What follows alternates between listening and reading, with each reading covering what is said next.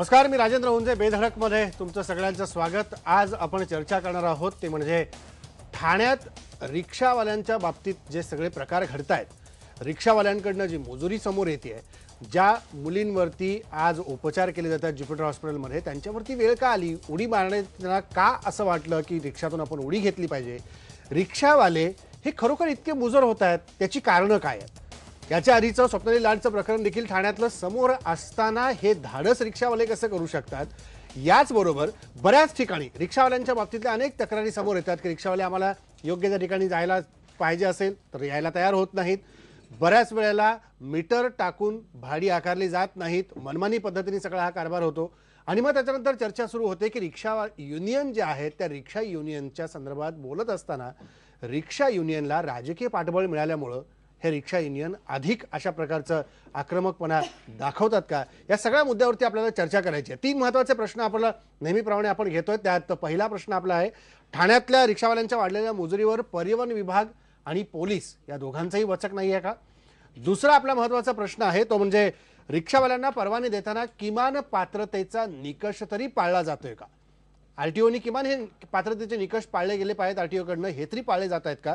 आणि तिसरा आणि सगळ्यात महत्त्वाचा प्रश्न म्हणजे रिक्षा युनियनना राजकीय पाठबळ मिळाल्यामुळेच रिक्षावाल्यांची ही मुजुरी वाढताना दिसते का? या तिन्ही प्रश्नांना घेऊन आपण चर्चा करणार आहोत. आपल्यासोबत स्टुडिओमध्ये रिक्षा युनियनचे अध्यक्ष रिक्षा टॅक्सी महासंघ कोकण विभागाचे प्रकाश पेडणेकर आहेत. ते आपली बाजू स्पष्टपणे समजावून सांगतील की काय नेमके रिक्षावाल्यांची अडचणी आहेत, मग असे आरोप झाल्यानंतर रिक्षावाल्यांनी कशा प्रकारच्या सुधारणा युनियनच्या माध्यमातून केल्या पाहिजेत ते आपल्याला सांगतील.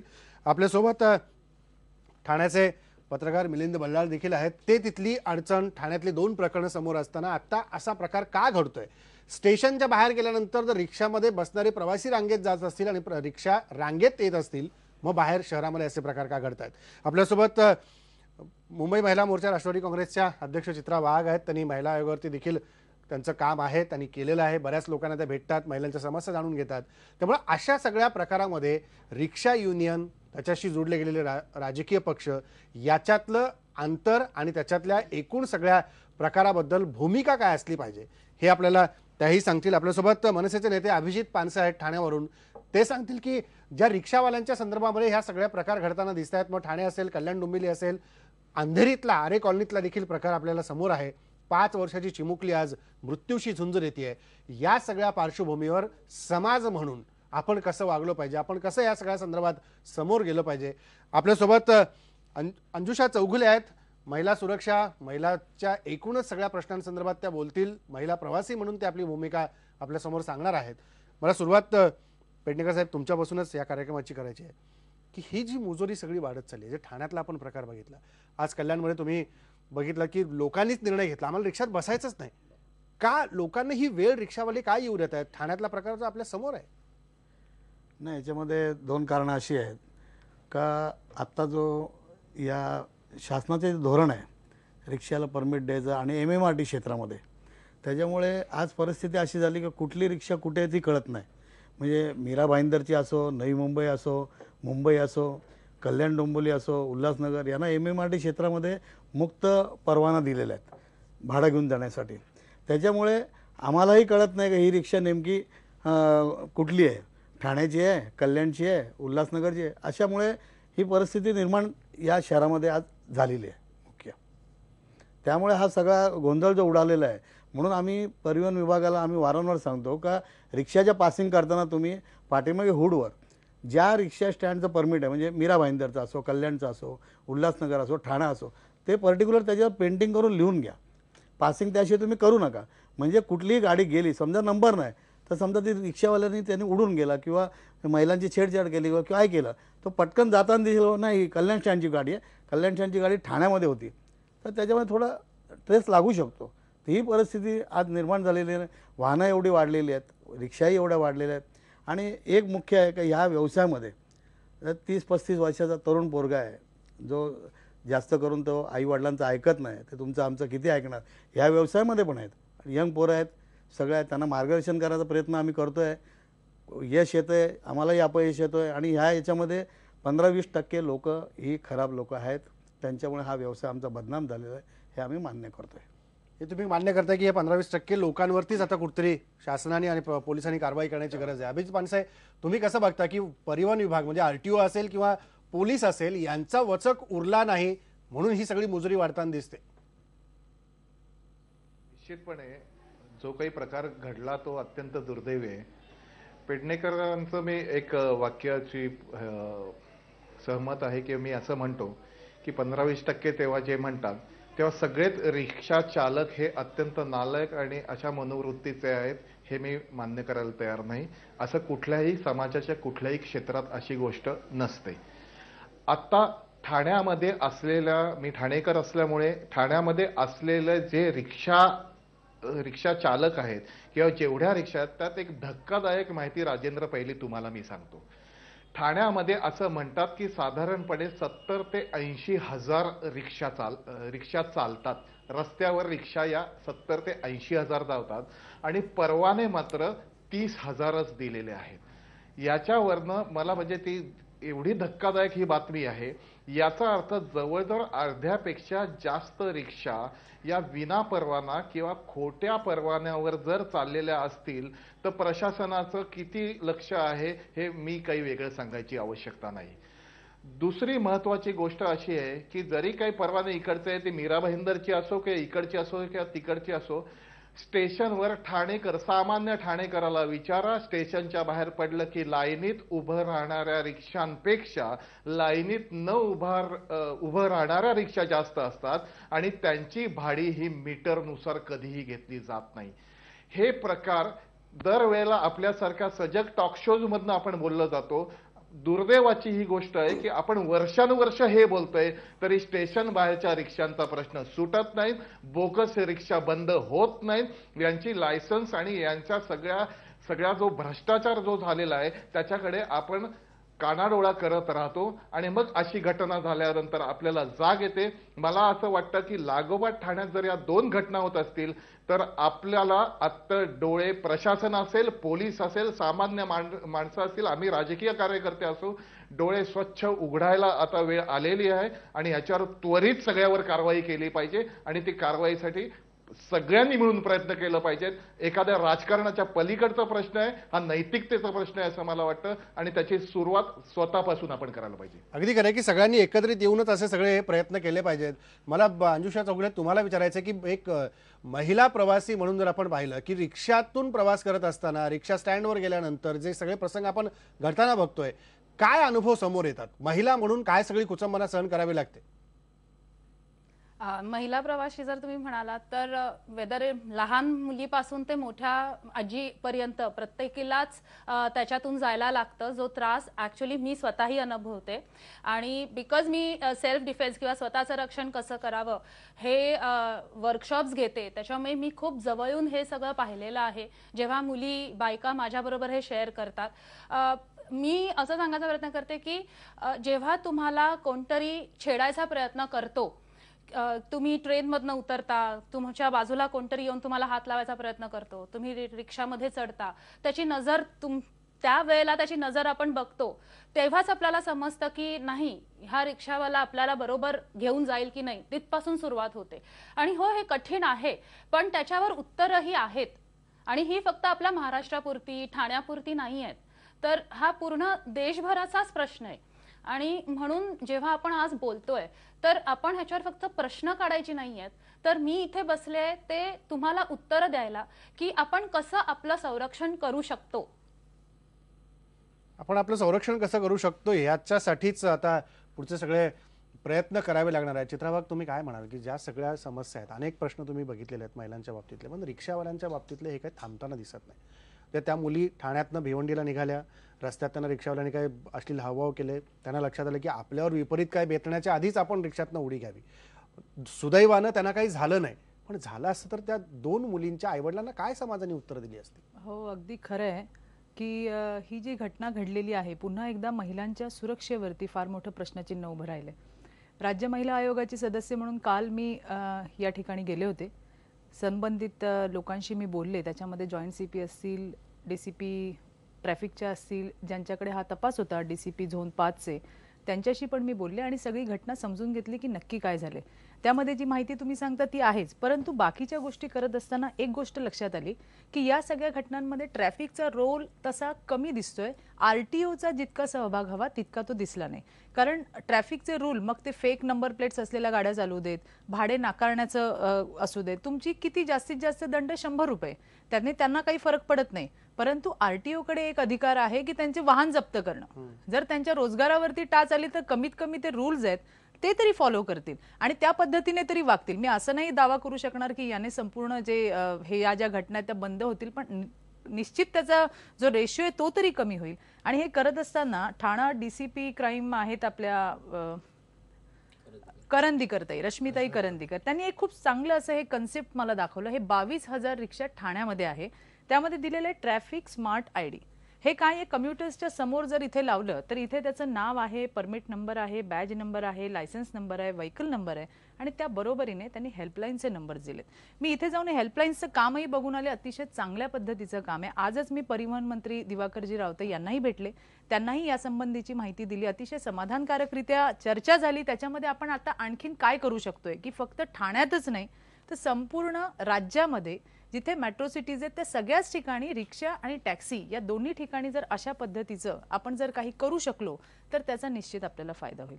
आत्ताच तुम्ही 5 वर्षाच्या मुलीचा जो उल्लेख केलात, जी घटना सहारला घडली, अतिशय वाईट घटना घडली. ती सुद्धा एका रिक्षा चालकानेच मुलीला काहीतरी सांगून की मी तुला सोडतो म्हणून तिला बसवलं. मुलीचं वय होतं फक्त 5 आणि तिला घेऊन गेला, तिच्याबरोबर ती त्याने अतिप्रसंग केला. आणि आज मी आता तिथे जाऊन आले पण अजून कुठलेही धागेदोरे मिळालेले नाहीयेत, कारण ती 5 वर्षाची मुलगी काही सांगू शकली नाही. त्या मुलीचे वडील सुद्धा रिक्षा चालक आहेत, त्याच्यामुळे ज्या महिलेने तिला बघितलं जाताना त्यांना असं वाटलं की तिच्या वडिलांच्या ओळखीचे असावेत. म्हणजे अशा प्रकारच्या घटना घडतायत. जर मला असं वाटतं काही आपल्याला याच्यामध्ये अशा पद्धतीच्या काही सुधारणा जर त्या करता आल्या तर हे ऍटलिस्ट हे जे प्रकार वाढतायत ते आटोक्यात तरी आणता येतील. आणि मगाशी अनुषाताई बोलल्या तेही खरंय की आपल्याला मुलींनी सुद्धा थोडंसं सजग राहायला पाहिजे. मुली असतील, महिला असतील, की अशा ज्या घटना आहेत या काही ठरवून किंवा सांगून काही होत नाही, त्याच्यामुळे आपण सुद्धा प्रिपेअर्ड असलं पाहिजे. ज्या वेळेला आता हे सुदैव आहे, मागची जी घटना घडली ऑगस्ट मधली लाड, स्वप्नाली लाड बरोबर जी घटना घडली, ती घटना म्हणजे अजून तर काही त्याचे आपल्याला धागेदोरे मिळाले नाही आहेत किंवा त्याच्यातले कोणाला अटक झालेली नाहीये. पण इथे मात्र ठाणे पोलिसांचं मी कौतुक करेन की 24 तासाच्या आत, मग ठाणे क्राईम असेल, झोन 1 असेल, झोन 5 असेल, ट्रॅफिक डीसीपी असेल, यांच्या सगळ्या युनिटने मिळून 24 तासाच्या आत आरोपींना तरी पकडण्यात यश मिळाले. परंतु हे यश म्हणजे आपल्याला फार काही खुश होण्याची पण काही काम नाहीये.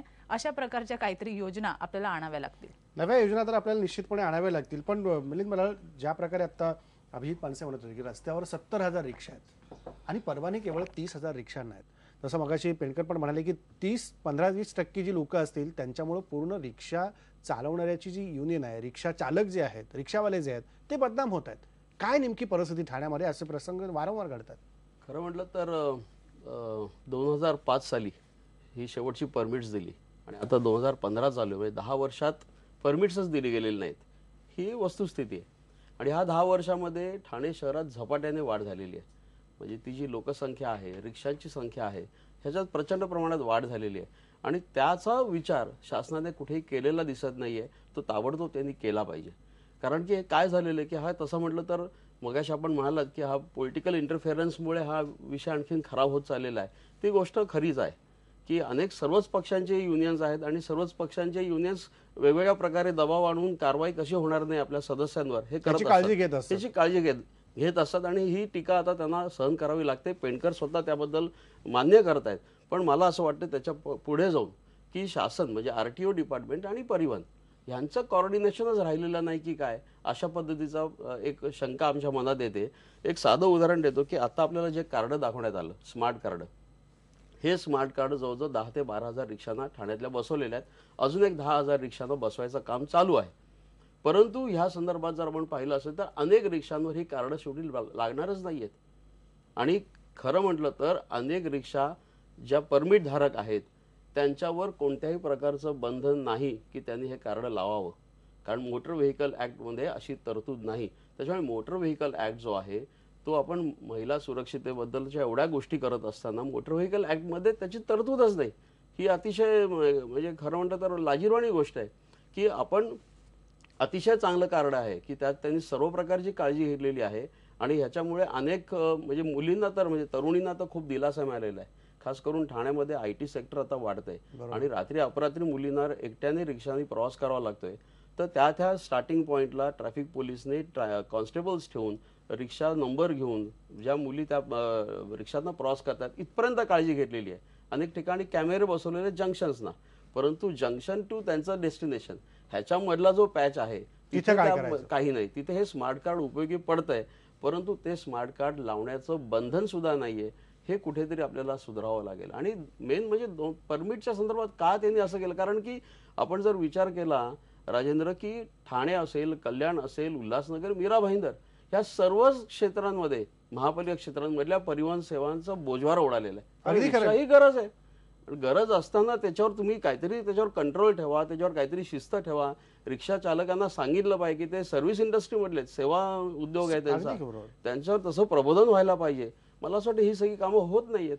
याचाच कुठतरी विचार साकल्याने करायला पाहिजे. अभिजित पानसे, तुम्हाला काहीतरी म्हणायचं आहे? नाही, बल्लाळ सर म्हणले त्याचा तो खूप मोठा मुद्दा आहे की 2005 पासून परमिट दिली नाहीत.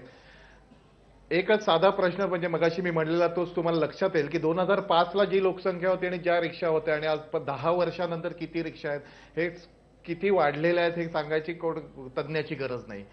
स्मार्ट कार्ड लागलेली आहेत किंवा त्या स्मार्ट कार्ड त्या ठिकाणी त्या रिक्षांना लागलेले आहेत किंवा लावता आहेत की ज्यांचे परवाने अत्यंत योग्य रीतीने त्यांना दिलेले आहेत. म्हणजे तो आकडा 20-30 हजार पर्यंत आता 10-1 हजार पर्यंत पोहोचलेला आहे. याच्याच करता आजच आम्ही भगिनींकरता रक्षाबंधन सेवा नावाची सेवा सुरू केलेली आहे.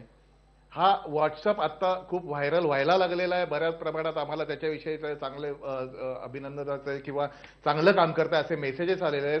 आम्ही साधं हे करतो, हे स्टिकर 8 मार्च महिला दिनाला सगळ्या रिक्षांना लावायला सुरुवात करणार आहोत. हा व्हॉट्सअप सगळीकडे फिरतो आहे. आम्ही नंबर दिलेले आहेत. याच्यातलं कुठल्याही नंबरवरती तुम्ही हा SMS फक्त करा की कुठून निघालं आणि कुठे पोहोचतोय. अडचण वाटल्यास या कुठल्याही नंबरवर 24 तासात कधीही फोन करा. आमचे कार्यकर्ते तिकडे त्वरित पोहोचतील मदती करता. त्याच्या पलीकडे मला असं वाटतंय की हा मगाशी जो स्मार्ट कार्डचा जो उल्लेख केलेला आहे तो स्मार्ट कार्ड लावण्याची ती प्रशासनाची व्यवस्था, हे स्मार्ट कार्ड कधी आलंय आणि किती महिने झाले आणि अजून अर्ध्या म्हणजे तसं खरं तर बघायला गेलं तर 1 रिक्षांपर्यंत ते पोहोचलेलं आहे जेमतेम. म्हणून एक साधा आम्ही ठाणे पोलीस आयुक्तालयाला एक असा कार्ड बनवायला दिलंय की एक कार्ड ठाणे पोलिसांकडे असावं आणि एक कार्ड त्या रिक्षामध्ये सरळ दर्शनी भागात सगळ्यांना दिसेल असं असावं. याची व्यवस्था आम्ही आयुक्तालयात आम्ही विनंती केलेली आहे की प्रशासनाकडनं होण्यापेक्षा आम्ही पण लावतो. तुम्ही हवं तर आमचं खाली आमचं नाव देऊ नका, पक्षाचं नाव देऊ नका, पण हे रिक्षा चालकाचं नाव, मालकाचं नाव, या सगळ्या गोष्टी, हा एक स्टिकर आणि ही रक्षाबंधन सेवा हे 8 मार्च पासून आम्ही सुरू करतोय. दुर्दैवाची गोष्ट एवढीच आहे की जे आपण स्मार्ट कार्डचा उल्लेख करतोय ते परवाना धारक रिक्षांकरता करतोय ज्या अर्ध्याहून कमी आहेत. आता हे जर असे कंपल्सरी केलं तर ट्रॅफिक किंवा RTOनी कुठलीही जाणारी रिक्षा थांबवावी आणि 2 हे कार्ड्स लावलेले आहेत का चेक करावी, परवाना चेक करावा. तो जर चुकीचा वाटला तर ती रिक्षा बंद करावी, ती रिक्षा जप्त करावी. मोटर अधिनियम कायद्यामध्ये याचा समावेश होईल. मला असं वाटतं बल्लाळ सरांना माहिती आहे, हा समावेश करायचा झाला तर त्याच्या दुप्पट रिक्षा होईपर्यंत तो होईल की नाही हा आपल्याला विचार करावा लागेल. तुर्तास महाराष्ट्र नवनिर्माण सेना म्हणून रक्षाबंधन सेवा ही आम्ही आजपासून सुरू केलेली आहे. अशीच सेवा इतरही पक्षांनी करावी, इतरही सामाजिक संस्थांनी करावी. आपला उद्देश आपण महिलांची सुरक्षा किंवा भगिनींची सुरक्षा आहे. आपल्याला कुठलाही त्याच्यामधनं किती काय मोठा काही कॅनव्हास मिळतोय आणि आपण किती काम करतोय अशा असंख्य हेल्पलाईन व्हाव्यात, हॉटलाईन व्हाव्यात, स्मार्ट कार्ड व्हावीत. कॅमेराज लावण्याचा जो उल्लेख केलेला आहे, CCTV कॅमेरे लावणं हे या प्रशासनाच्या आवाक्यातलं काम नाही, या महानगरपालिकेच्या सत्ताधारी पक्षातलं काम नाही. त्याच्या नुसत्या घोषणा होतात. हा अत्यंत साधा उपाय आम्ही सुरुवात केलेला आहे. त्याला मला असं वाटतं की या साध्या उपायांना रिक्षावाल्यांना मुजोर बरोबर की असे काहीतरी उपाय योजून अभिजित पानसे तुम्ही म्हणता तसं सर्व पक्षांनीच काम केलं पाहिजे. इतकंच नाही, राजकीय पक्ष काही सामाजिक संस्थांनी देखील त्याच्यात सहभाग घेऊन हा सगळा प्रश्न सोडवण्यासाठी पुढे आला पाहिजे. आपल्यासोबत आता राज्याचे परिवहन मंत्री दिवाकर रावते आहेत.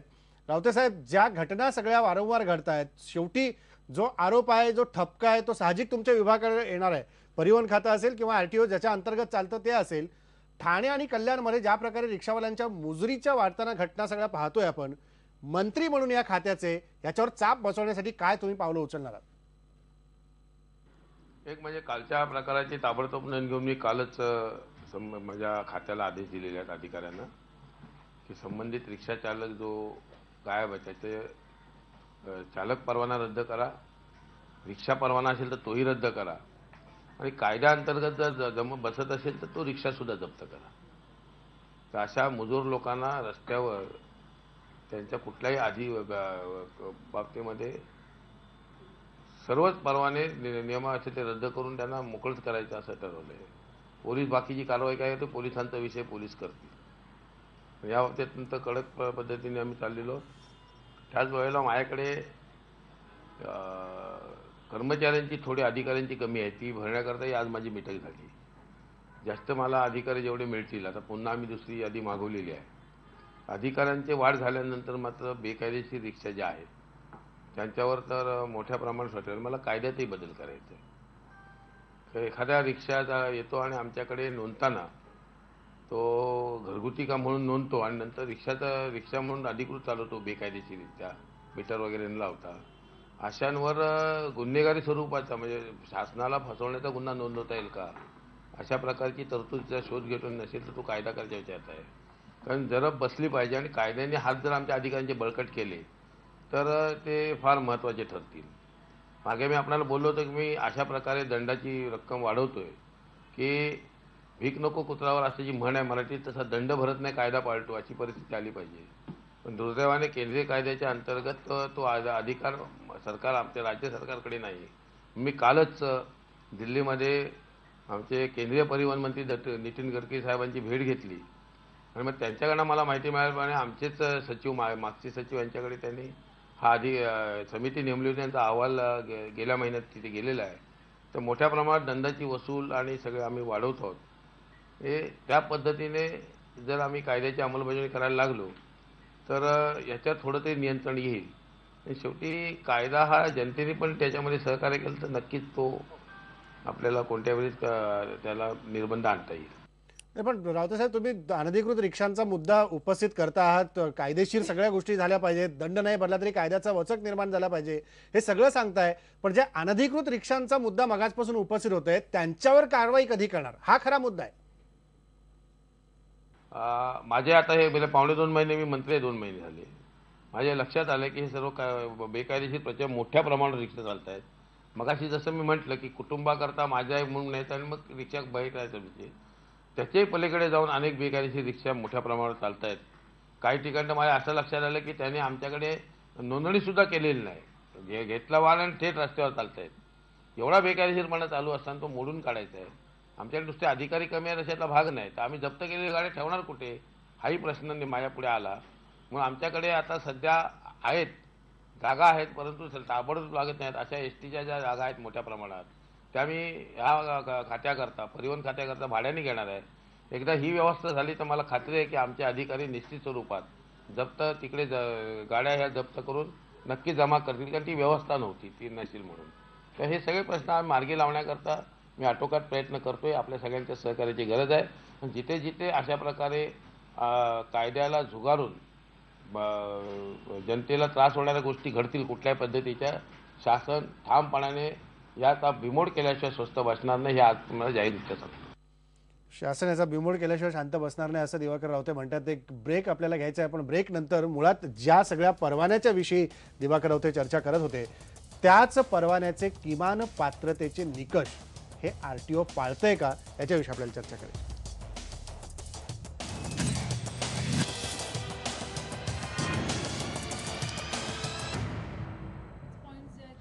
ब्रेक नंतर पुन्हा एकदा स्वागत. जो मुद्दा ब्रेक पूर्वी आपण चर्चेत आणलेला होता, दिवाकर रावते यांनी तो चर्चेत आणला की परिवहन खात्याचं काम जे आहे, किमान पात्रता निकष परवाने देताना आरटीओनी पाळले पाहिजेत, ते तरी पाळले जात आहेत का. म्हणजे हाच मुद्दा मला तुम्हाला विचारायचा की रिक्षावाला एखादा जातो, एखादा परवाना घ्यायला जातो, जसं मगाशी पानसेनी पण काय उल्लेख केला, यांनी पण काही स्टॅटिस्टिक बलाळून दिलं. काय नेमकं घडतंय? परवानेधारक रिक्षा कमी आहेत, मग रिक्षा रस्त्यावर जास्त दिसतात, मग रिक्षावाल्यांची मजुरी वाढते, मग त्यावेळेला तो म्हणतो ही परवाना माझा नाहीच आहे, भलत्याच्याच नावावर परवाना आहे, रिक्षा तिसराच चालवत असतो. काय नेमकं घडते, कुणाचं गौड बंगाल आहे हे सगळं?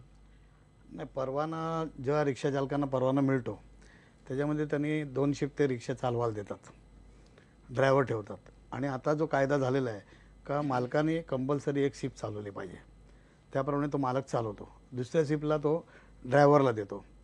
दुसरं म्हणजे तुमचा जो दुसरा प्रश्न होता का ते परवान्याच्या बाबतीत गौड बंगाल आहे.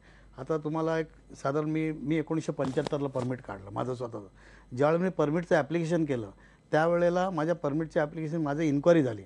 माझ्या घरी आजूबाजूला आले, पेंटर बेकार आहेत का, त्यांना परमिट देणं महत्त्वाचं आहे का. मग तहसीलदारने माझी इन्क्वायरी केली होती. आता असा आज होतं कुठला का? प्रकार होत नाही, कुठलाच होत नाही. म्हणजेच गौड बंगाल करत आहे. नाही, म्हणजेच गौड बंगाल परमिट आहे. देऊन टाकतात. हे चाललंय. परमिट देताना तुम्ही कंप्लेंट त्याची इन्क्वायरी केली पाहिजे, तो बेकार आहे का, त्याचा एक ॲफिडेविटनी तुम्ही परमिट देऊन टाकता. तो काल लायसन बॅच काढतो आणि त्याला आज परमिट मिळतं, त्याला अनुभव पण नाही रिक्षाचा चालवण्याचा. मग कमीत कमी आमच्या वेळेला जेव्हा रिक्षाचं परमिट मिळायचं त्यावेळेला कमीत कमी आम्ही 2 वर्ष रिक्षा चालवली पाहिजे. आणि ते लॉगबुक असायचं, त्या लॉगबुकवर आमचं नाव असायचं. मी तुमची गाडी चालवतो तर तुमच्या लॉगबुकवर माझं एंट्री असायची की मी 1 वर्ष सर्व्हिस केली. मग मी परमिटला ॲप्लिकेशन करतो तेव्हा मला परमिट मिळायचं. आज तसं काही नाही ना, आज लायसन काढा, उद्या बॅच काढा, परवा परमिट काढा, अनुभव काहीच नाही ना.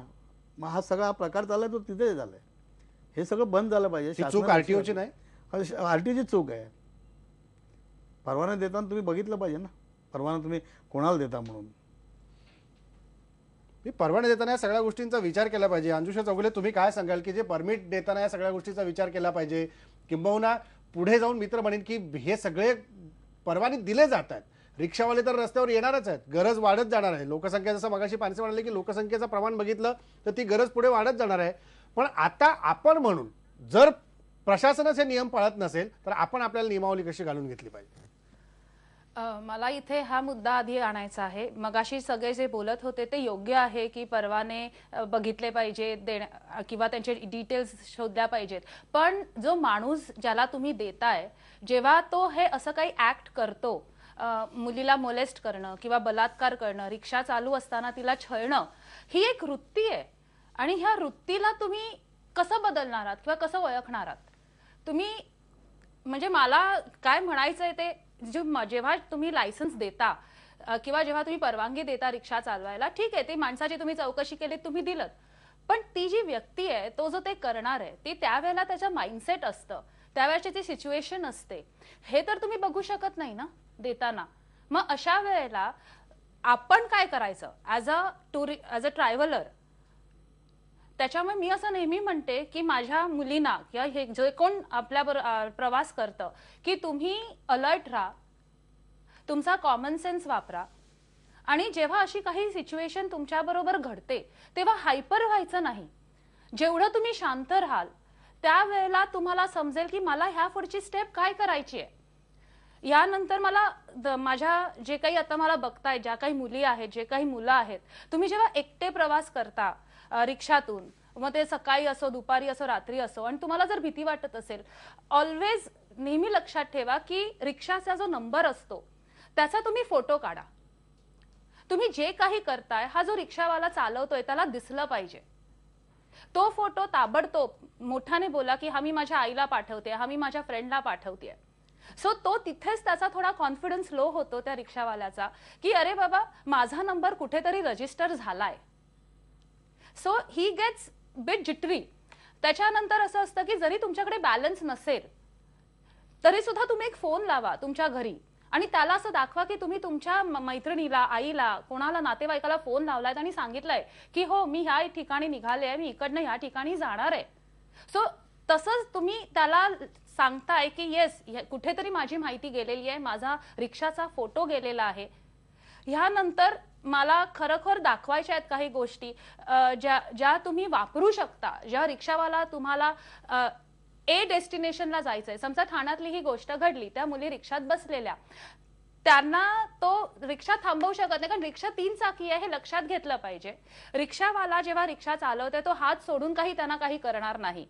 तो दोनच गोष्टी करू शकतो. एक म्हणजे रिक्षा फास्ट नेऊ शकतो आणि कुठेही थांबवणार नाही. सो दॅट तो जो मार्ग आहे, जो नॉर्मल रूट आहे, तो सोडून तो दुसरीकडे जाणार. मग अशा वेळेला जी मागे बसलेली व्यक्ती आहे तिने हायपर होऊ नये. तुम्ही त्या वेळेला त्याचे केस ते ओढू बरोबर आहे की शकता. तुम्ही म्हणताय की अशा परिस्थितीमध्ये शांत डोक्याने विचार करून पुढची सगळी पावलं Exactly, उचलली पाहिजेत. exactly. अगदी कारण- खरं आहे. आपण अजून काही कारण- मुद्दे घेऊया. मी येतो तुमच्याकडे. अंजुषा, दिवाकर रावते देखील आपल्या सोबत आहेत. रावतेजी, जे सगळे प्रकार म्हणजे मगाशी आपण परमिटच्या संदर्भात बोललो, परवान्याच्या संदर्भात बोललो, बऱ्याच वेळेला दुसरी मुजुरी, एक मुद्दा मला इथे आवर्जून उपस्थित करायचा, दुसरी मुजुरी भाडं घेण्याच्या संदर्भात रिक्षावाल्यांची असते. कमी अंतराचं जास्त भाडं सांगितलं जातं. ज्या ठिकाणी मला मीटर, परवानेधारक मीटर जे आहेत ते टाकून भाडं जे अपेक्षित आहे प्रवाशाला देणं, त्याच्यापेक्षा रिक्षावाल्याला जे मनात येईल ते भाडं देऊन जावं लागतं. हे मुंबईतलाच प्रकार नाही, राज्यामध्ये बऱ्याच शहरामध्ये सगळ्या गोष्टी अशा घडतात. याच्यावर अंकुश कसा लावणार? त्याच्या दोन गोष्टी आहेत. मीटर प्रमाणे ते गेलेच पाहिजे, ते कायद्याने बंधन आहे. पण अनेक ठिकाणी जनताही म्हणते की आम्हाला मीटर नको आहे. मी काल धुळ्यात होतो, जळगावला होतो. मी त्यांना विनंती केली, आम्हाला मीटरनी नको आहे, आम्हाला आमचं चाललंय ते ठीक आहे. अशाही प्रकारे जनमत आहे. त्यामुळे आमचं म्हणणं आहे की कायद्याच्या तरतुदीमध्ये जनतेने सहकार्य करणं महत्त्वाचं आहे. पण काही ठिकाणी अशी परिस्थिती आहे की एका माणसाला ते परवडत नाही, म्हणून आम्ही तिथे भागीदारीमध्ये शेअर रिक्षा अशा प्रकारे भागीदारी सहभागाने रिक्षा जाऊन देत. म्हणजे एका रिक्षात 3 पॅसेंजरमध्ये तिघे मिळून तर देतील. तर आम्ही अशा प्रकारचं भाडं ठरवून देतो त्यांना की त्याच्यावर भार भरणाऱ्या रिक्षावाल्याला तोटा होणार नाही, थोडेसे 2-5 रुपये जास्त मिळतील. तेव्हा ह्या सगळ्या नियोजनबद्ध पद्धतीने त्या लोकांच्या मागणीनुसार आम्ही आमचे अधिकारी कार्यरत या पद्धतीने होत आहेत आणि त्याप्रमाणे लोकांनी सहकार्य केलं आणि त्या पद्धतीने आम्हाला पुढे जाण्याकरता त्यांचं पण मार्गदर्शन मिळालं. आपल्या माध्यमातून युनियननी पण पुढे येऊन जर आम्हाला मार्गदर्शन केलं तर आपण चांगल्या पद्धतीने जनतेला ही परिवहन सेवा चांगल्या देऊ शकतो.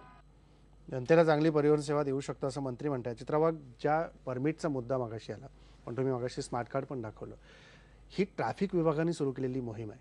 आरटीओचं कर्तव्य नाही मध्ये उतरून काहीतरी मदत केली पाहिजे. आरटीओ कुठंच समोर दिसत नाही, परवाना दिलं, आमचं काम संपलं, असं होईल शक्य का? नाही, निश्चितपणे याच्यामध्ये आरटीओचा फार मोठा सहभाग आहे. मी जसंच तुम्हाला सांगितलं की आजच माझं परिवहन मंत्र्यांशी या विषयावरती चर्चा झाली आणि त्यांनी अतिशय सकारात्मक असं त्यावेळेला मला उत्तरं दिली. आणि हे जे ट्रॅफिक स्मार्ट ID कार्ड आहे त्याच्याबद्दल मी पुन्हा सेकंड टाइम मी तुम्हाला दाखवतेय. 22,000 रिक्षांना रश्मी करंदीकर जे आहेत त्यांनी तिथे लावलेलं आहे.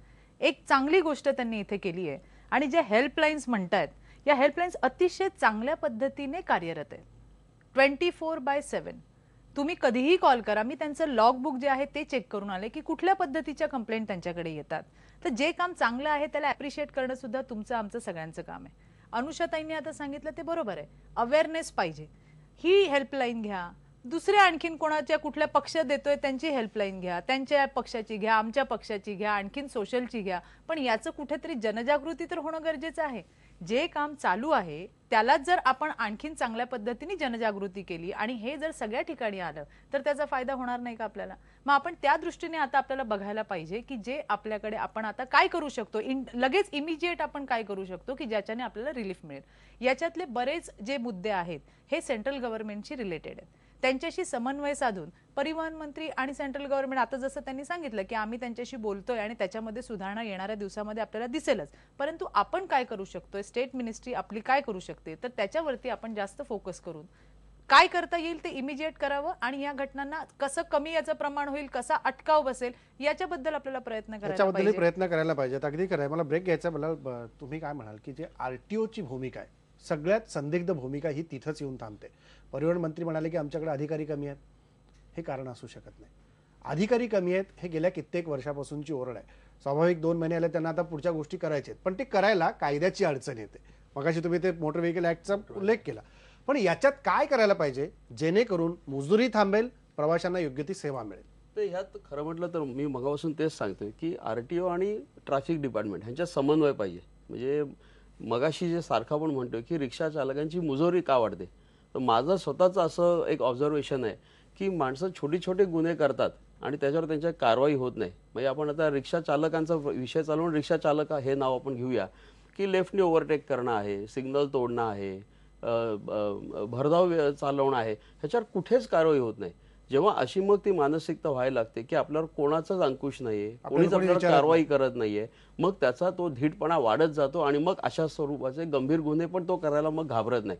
त्यातला ती वृत्ती जी आहे ती कुठेतरी तिला चाप लावला पाहिजे आणि त्या दृष्टिकोनातनं आरटीओने जनजागृती वगैरे जी काही मोहीम आहे ती ट्रॅफिक बरोबर केली पाहिजे आणि सर्वात महत्त्वाचा रोल ह्यात रिक्षा चालकांच्या संघटनांनी घेतला पाहिजे, त्यांनी पुढाकार घेतला पाहिजे. आणि मला असं वाटतं की जर जोपर्यंत रिक्षा संघटना पुढाकार घेत नाहीत तोपर्यंत ह्या विषय आपल्याला मार्ग म्हणजे उत्तर सापडणार नाही. स्मार्ट कार्डचा उल्लेख तुम्ही करता, त्यात ते कार्ड चांगलं आहे, परंतु आता ह्या ज्या 2 मुली होत्या, ठाण्याचा प्रकार झाला, त्या रत्नागिरीच्या होत्या, त्यांच्या गावी पण नव्हतं की हे स्मार्ट कार्ड काय आहे ते. त्यांना स्मार्ट कार्ड जर माहितीच नाही ती तर ते जनजागृती वापरणार तिथपर्यंत कशा? पोहोचली पाहिजे. राज्यातल्या Exactly. कानाकोपऱ्यात ही जनजागृती हे केली पाहिजे. कम्युनिटीच्या समोर जर तुम्ही लावाल तर त्यांना ऍटलिस्ट कळेल की हे स्मार्ट कार्डचा आपल्यासाठी आहे. वापर त्या पद्धतीने व्हायला पाहिजे. आणि मग मगाशी तुम्ही एक परवान्याचा उल्लेख केला आणि रावते साहेब सुद्धा आता ऐकतायत कार्यक्रम. मला असं वाटतं एक खूप मोठी अमेंडमेंट करण्याची गरज आहे. आणि जे पेंडकरांनी त्याचा उल्लेख केला की पूर्वीच्या काळात फार काटेकोरपणे ते करायचे, पण आता आता पाळलं ते जात होत नाही. नाही. मला असं वाटतं ह्याच्या पुढे तुम्ही पुन्हा रिव्ह्यू करा, जेवढे लायसन्सेस तुम्ही दिले आहेत त्यांची रिटेस्ट करा आणि सगळे ड्रायव्हर्स जे रिक्षा चालक आहेत तर त्या रिक्षा, कारण की ह्यात खरं म्हटलं तर 2-5 लोक असतात पण संपूर्ण व्यवसाय बदनाम करतात. त्यामुळे रिक्षा संघटनांनी वास्तविक त्यात जास्त इंटरेस्ट घेतला पाहिजे की ह्या लोकांना कंपल्सरी करा की तिथली एखादी महिलांची NGO आहे, तिथली स्थानिक नगरसेविका आहे, ह्यांचं पण एक शिफारस पत्र घेणं अत्यंत आवश्यक आहे.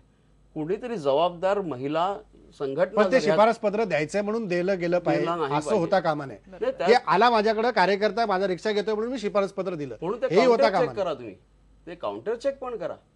मी असं म्हणत नाही की ते, कारण की एखादी नगरसेविका एखाद्या पक्षाची असेल, तिचा आला त्या पक्षाचा सदस्य रिक्षा चालक ती पटकन देऊन टाकेल, तसं नाही. तिच्यावरही तुम्ही हे करा, व्हेरिफिकेशनचं हे ठेवा.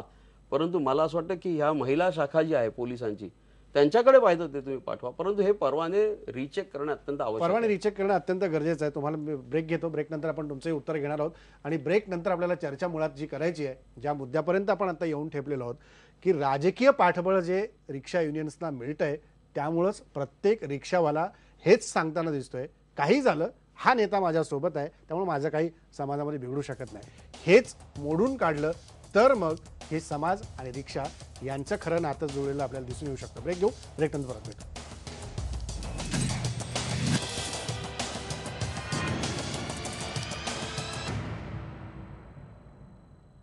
ब्रेक नंतर पुन्हा एकदा स्वागत. पेंडकर, सुरुवात मला तुमच्यापासून करायची, कारण मागाशी तुम्हाला उत्तरही द्यायचं होतं. मुळात या भागात मला चर्चा हीच करायची की जे युनियन्स आहेत, रिक्षा युनियन्स आहेत, ठाण्यात असतील, कल्याण डोंबिवलीला असतील किंवा इतर शहरात असतील, ह्या सगळ्या रिक्षा युनियनला कुठं ना कुठं राजकीय पाठबळ आहे. अमुक पक्षाची ही युनियन आहे, ही शिवसेनेची आहे, ती मनसेची आहे, राष्ट्रवादीची आहे, काँग्रेसची आहे, कुठतरी कम्युनिस्टांची एक युनियन आहे.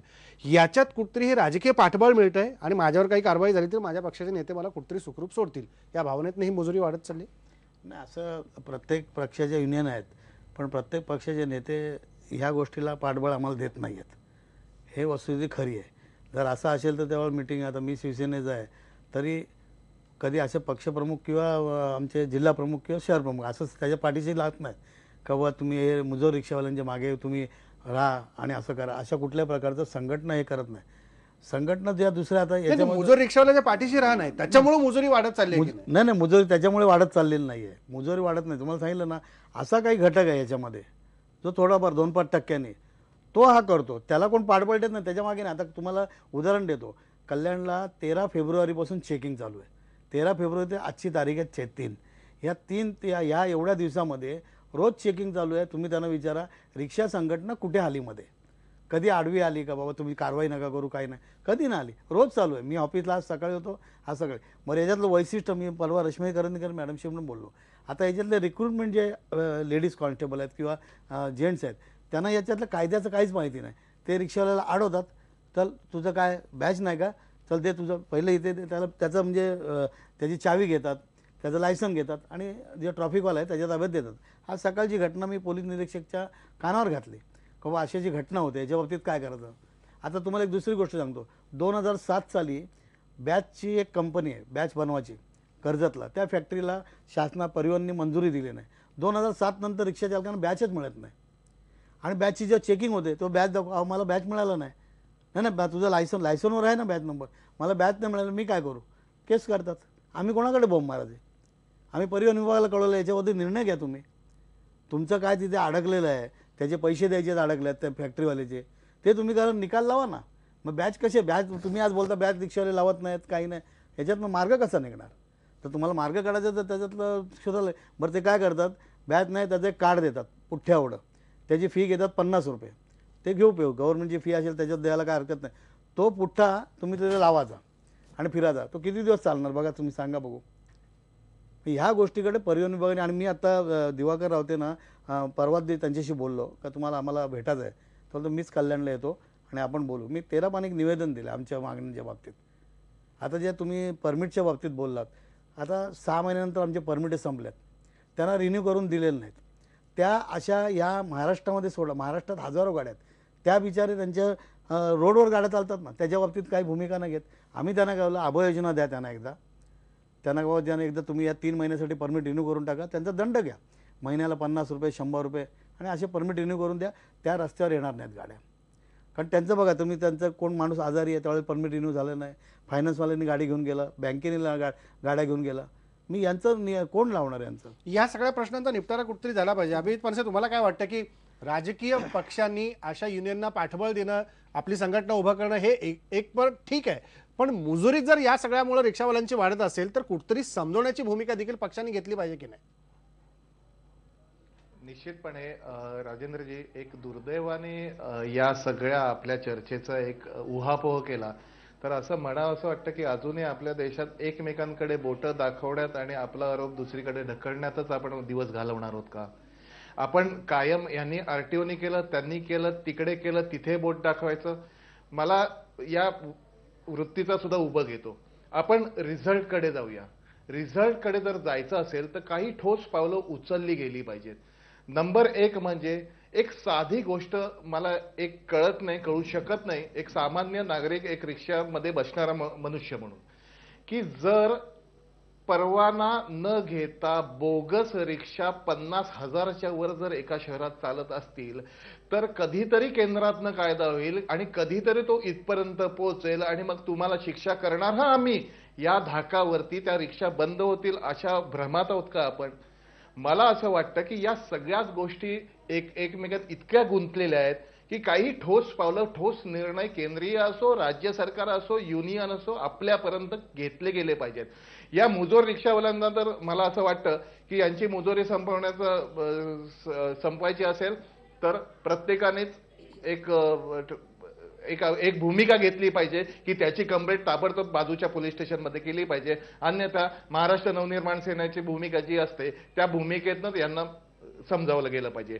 दुसरी गोष्ट मला फार महत्वाची वाटते, ती सगळी सामाजिक एक भूमिका म्हणून मी मांडतो की आपण सतत रिक्षावाल्यांकडे बोट दाखवते, तिकडून लेफ्टनी जातो, तो भरधाव जातो, अमुक जातो, तमुक जातो. आपण एक सामान्य नागरिक म्हणून या टॉक शोचा काहीतरी एक फलित म्हणून निदान आपण आपल्याशी तरी ठरवूया की समोर पोलीस जरी नसेल तरी लाल सिग्नल असल्यावर मी थांबीन.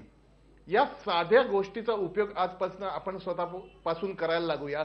हा जेव्हा विचार आपण सर्व प्रस्तुत करू तेव्हा मला असं वाटतं की फास्ट जाणारा आणि सिग्नल तोडणाऱ्या रिक्षावाल्याकडे त्वरित लोकांचं लक्ष जाईल किंवा तो सिग्नल तोडणार नाही. प्रश्न असा आहे की या सगळ्या सामाजिक आणि राजकीय ह्या उद्देशानं कोणी कुठल्याही मुजोरीला कोणी राजकीय पक्ष पाठिंबा देईल असं काही नाही.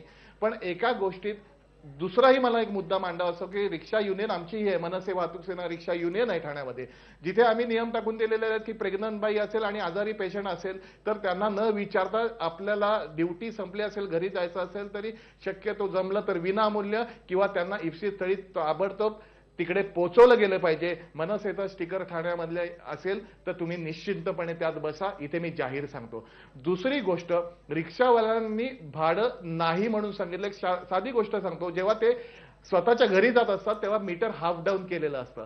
हे लोकांना माहिती नाही, याची परत एकदा सगळ्या लोकांना माहिती केली पाहिजे. तोही माणूसच आहे, तोही 1000 रुपये कमवतो, त्यात 300 ते गॅस किंवा पेट्रोलमध्ये जातात, 300 मालकाला जातात, 300 आणि 200 रुपयात त्याचं घर त्याला चालवावं लागतं. जे आता महिना 6 ते 8,000 रुपयात कसं चालेल हा विचार आपण केलेला बरा. तोही माणूस आहे, त्यामुळे आपणही त्याच्याशी सौजन्याने वागणं हे सुद्धा आपल्या एक सामाजिक एक आपली जबाबदारी असं मला वाटतं. नियम आपण पाळू, आपण चांगले बोलू, तेही चांगले बोलू देत. अगदी खरं आहे की कुठल्याही चांगल्याची सुरुवात आपल्यापासून करावी, म्हणजे सगळ्या समाजाला ते चांगलंपण द्यायला आपण मोकळे होतो. अभिजित पानसे, तुम्ही म्हणता ते बरोबर आहे. मला दिवाकर रावते, शेवटचे काही वेळ आहेत, थोडक्यात तुम्हाला विचारायचं आहे, जे रिक्षा युनियन आणि राजकीय पाठबळ हे जे नेक्सस आहे हे तोडून कसं काढणार? कारण आपण बघतोय की प्रत्येक वेळेला कुठं ना कुठं राजकीय नेता येतो, रिक्षाचा माणूस येतो, रिक्षा चालक येतो आणि परत येऊन दबाव टाकण्याचा प्रयत्न करतो. ही युती जी झालेली आहे ही तोडणार कशी?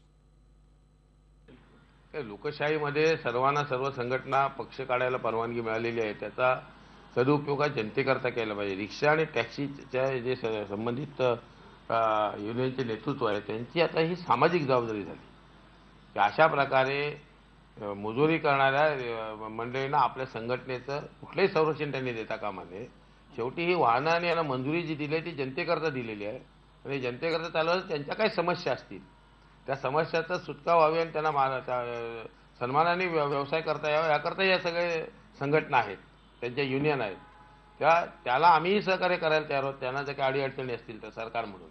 पण अशा प्रकारे मुजोरी करत असतील तर सरकार आपलं काम तर नक्की करेल, पण हे करत असताना अशा प्रकारे जर कोण आम्हाला रोखण्याकरता आलं तर त्याचाही आम्ही मुलायजा ठेवायचा की नाही नक्की विचार करू. पण माझं हे आव्हान आहे आपल्या माध्यमातून सर्व संबंधित युनियनच्या त्यांच्या प्रमुखांना की आपणही एक सामाजिक बांधिलकी म्हणून आपल्या सर्व सदस्यांना सांगा की आपण नियमाने करू. तुम्हाला काय कमी पडेल तर आम्ही सरकारकडे जाऊन सरकार अगदी सर्व शक्तीनिशी तुम्हाला ज्या सुविधा आहेत त्या द्यायला तयार आहे. पण जनतेला सुविधा या माध्यमातून व्यवस्थापन योग्य मिळालं पाहिजे ही जबाबदारी सरकारची आहे, तशी त्यांचे युनियनचे नेतृत्व करणाऱ्या सदस्य त्यांच्या पुढाऱ्यांची पण आहे असं माझं ठाम मत आहे. प्रत्येकाचीच ही जबाबदारी आहे.